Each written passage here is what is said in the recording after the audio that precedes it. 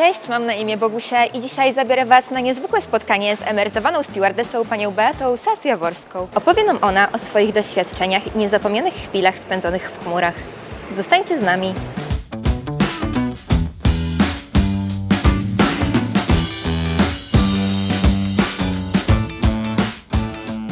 Bardzo dziękujemy, że zechciała Pani nas ugościć, przedstawić swoją karierę i opowiedzieć nam o niej troszeczkę więcej. Bardzo mi miło, bo nas tutaj powinno być na pewno dużo więcej. Każda stewardessa, która przelatała co najmniej połowę swojego życia na pokładach, mogłaby napisać rozdział do naszej opowieści. Zacznijmy od początku. Jak zaczęła się Pani przygoda z lotnictwem? Czemu akurat ta droga i jak toczyła się ta ścieżka kariery? A jak to w życiu rządzi przypadek. Ja nie marzyłam o tym, żeby być stewardessą. Pierwsze moje 5 lat pracy w locie to była praca kasjera lotniczego. W biurze lotu na Waryńskiego zawsze były tłumy. To było jedno chyba z 2 albo 3 miejsc w Polsce, gdzie można było kupić bilet lotniczy. Starszy pan w mundurze lotu. Widzę, że kapitan, bo widzę tak zwane jajecznice i mówi, pani powinna przyjść do latania. To o tym nie myślałam. No i mówi, polata pani 3 lata, pozna trochę świata i pójdzie dzieci rodzić. No i przyszłam z myślą na 3 lata. No i się okazało, że tego latania to za każdy ten jeden rok z tych 3 to było 11, bo przelatałam 33 lata. To w takim razie, czy pamięta Pani może, jak wyglądała rekrutacja w tamtych czasach? Jakie wymagania trzeba było spełnić? To była komisja, w której byli instruktorzy, była legendarna pani Basia Gawrońska z kadr i tak dalej, i tak dalej. I myśmy były proszone o przechodzenie przed tą komisją, gdzie była oceniana aparycja. Pytano nas, a dlaczego taki wybór i tak dalej, jaka jest taka komunikatywność. Ogromne przeżycie ta rekrutacja, no i potem radocha, że się dostało. Że tak, no, to była wielka sprawa. Potem emocje pierwszego lotu wprowadzającego. U mnie to było akurat 2 razy Gdańsk na Antonowie. A czy miała może Pani swój ulubiony typ samolotu? Typ, na którym się Pani najlepiej latało? Mały Boeing Classic.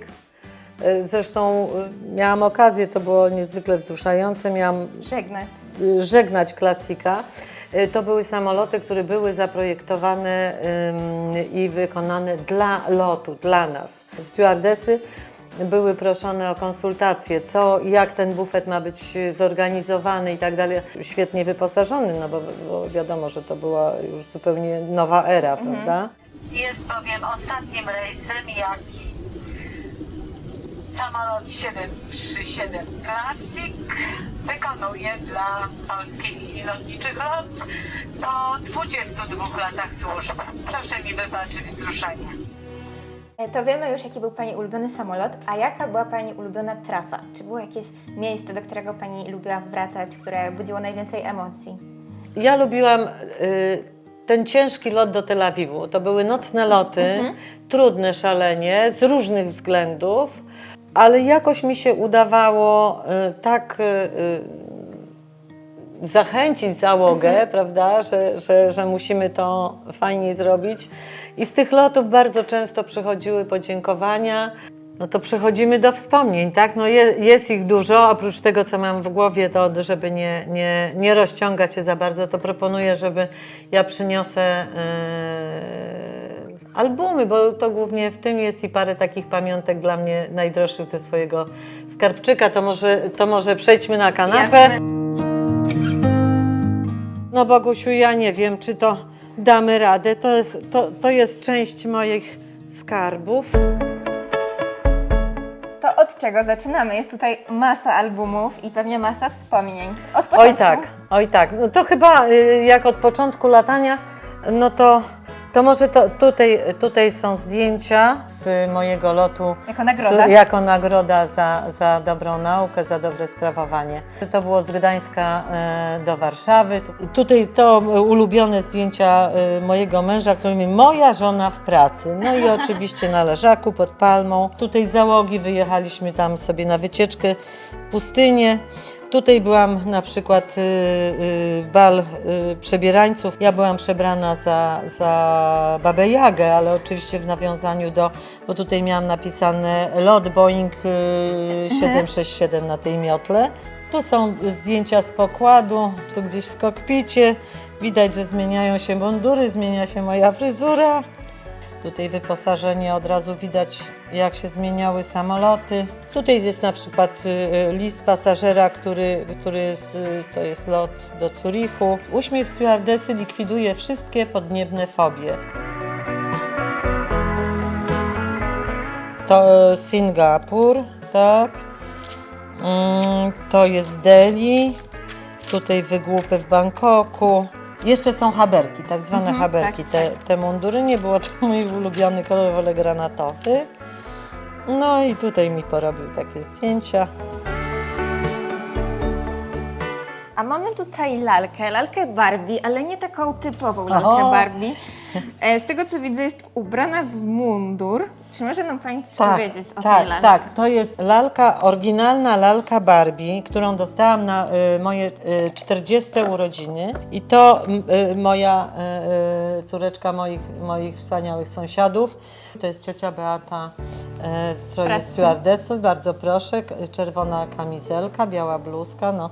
Taki bardzo personalny. Taki personalny, taki serdeczny i jak dużo musiały się napracować, żeby zrobić. No to jest moja laurka, którą dostałam na ostatnim locie przez ocean. Wracałam z Toronto, tak. No tam mi zrobiono piękną niespodziankę. Oczywiście łzy się polały. Na wyświetlaczu przy odprawie bagażowej było napisane "Thank you for your service, Mrs. Beata Sas-Jaworska", no więc nawet dzisiaj to wywołuje wzruszenie. To była wielka sprawa.